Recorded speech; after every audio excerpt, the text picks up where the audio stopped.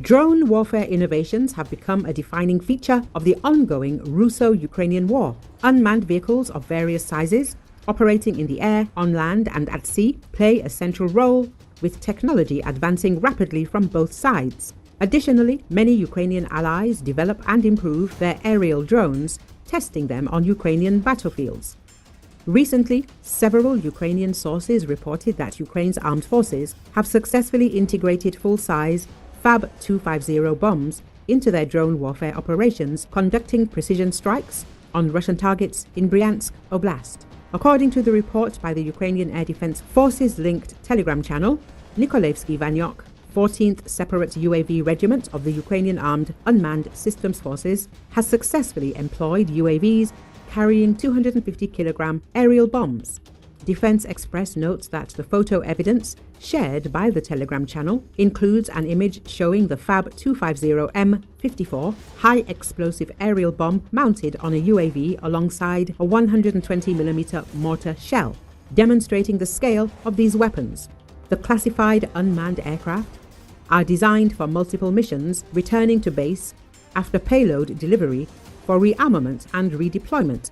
Militarnyi says that in the early hours of the 30th of January, the 14th Regiment deployed at least one modified aircraft to bomb the Novozybkov oil pumping station in the Druzhba pipeline in Russia's Bryansk Oblast. The aircraft was armed with a 250-kilogram FAB-250 M54 bomb and two smaller munitions, visually resembling artillery shells. The aircraft's return to Ukraine remained unclear, while as of 1300, Russian media had not published any images of downed aircraft, Militarnyi added. According to Defense Express, Russian forces are now aware of Ukraine's capability to deploy full-size FAB bombs via drones.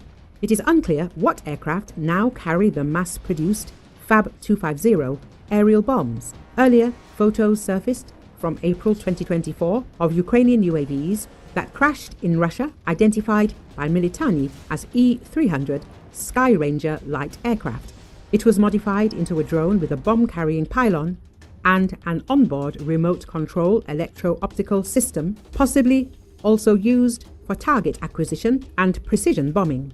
Defense Express noted that the modified Sky Rangers carried a lighter aerial bomb, FAB-100.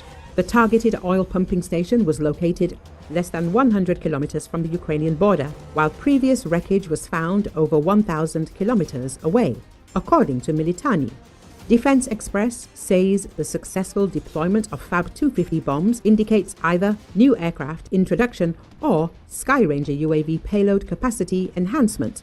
In November, videos from Russia's Dagestan showed other light aircraft, A-22 Foxbat, also made into a UAV. However, due to their long range, these UAVs were on a one-way mission, and it remains unclear whether they can drop the bomb and return to base.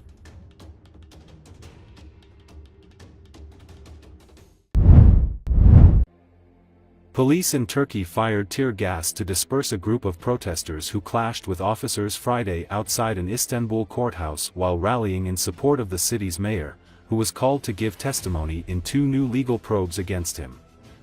According to Associated Press, thousands of supporters gathered outside the Kaglian courthouse to protest the legal actions against Ekrem İmamoğlu, a potential future leader of Turkey's main opposition Republican People's Party, or CHP, and a possible challenger to President Recep Tayyip Erdogan.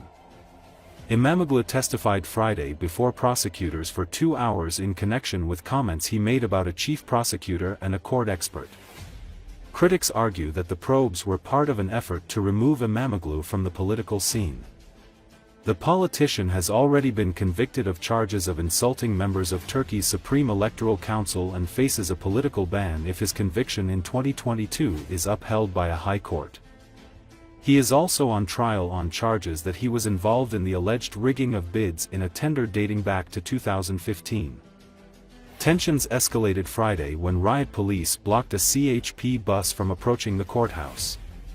The move led to clashes between the protesters and the police, who responded with tear gas. It was not clear if any arrests were made.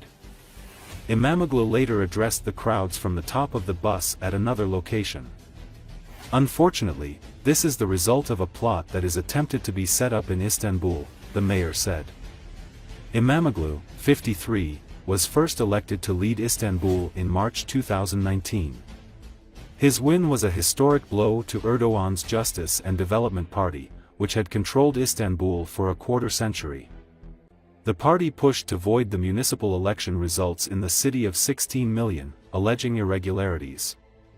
The challenge resulted in a repeat of the election a few months later, which Imamoglu also won.